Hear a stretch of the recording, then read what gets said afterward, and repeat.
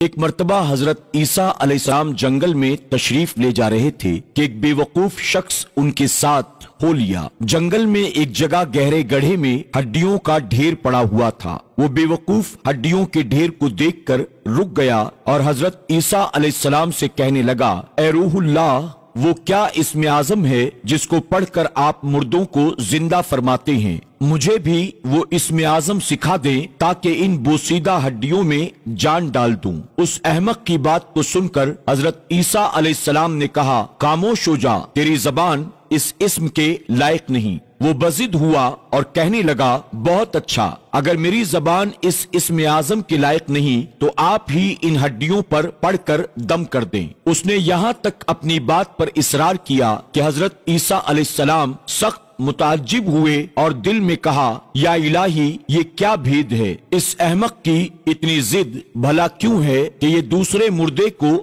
زندہ کرنے کی فکر میں ہے؟ حق تعالیٰ نے حضرت عیسیٰ علیہ السلام پر وحی نازل کی کہ اس میں حیرت کی کیا بات ہے؟ حماقت کو حماقت ہی کی تلاش ہوتی ہے اور بدنصیبی ہی کا گھر ڈھونڈتی ہے۔ کانٹوں کا اگنا ان کے بوئے جانے کے عوض ہے۔ اتنے میں اس بے وقوف نے ایک مرتبہ ان ہڈیوں پر اسم اعظم پڑھ کر دم کرنے کا تقاضا کیا۔ جب انہوں نے سمجھانے کی کوشش کی تو وہ ناراض ہو کر کہنے لگا، اے روح اللہ، اب آپ بھی اپنا معجزہ دکھانے میں بخل سے کام لینے لگے۔ شاید آپ کی زبان مبارک میں پہلی سی تاثیر نہ رہی۔ یہ سن کر حضرت عیسیٰ علیہ السلام نے ان ہڈیوں پر اسم اعظم پڑھ کر دم کر دیا۔ آن ہی آن میں ان ہڈیوں میں حرکت ہوئی اور ایک ہیبت ناک شکل کا لمبا چوڑا شیر کھڑا ہو گیا اور اس نے گرج کر جست لگائی اور اس بے وقوف آدمی کو لمحہ بھر میں چیر پھاڑ کر برابر کر دیا،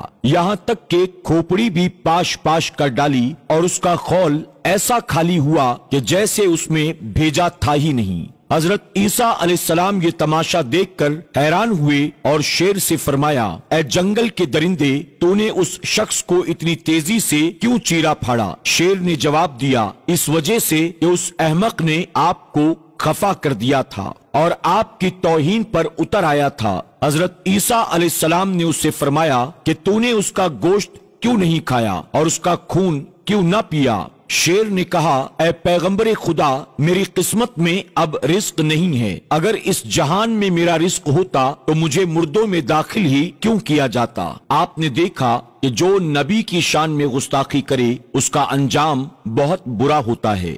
جب عیسیٰ علیہ السلام کے گستاخ کا انجام اتنا برا ہوا تو جو امام الانبیاء یعنی تمام نبیوں کے سردار جناب محمد الرسول اللہ صلی اللہ علیہ وسلم کی شان میں گستاخی کرے، آپ اندازہ لگائیں کہ اس کا انجام کتنا برا ہوگا۔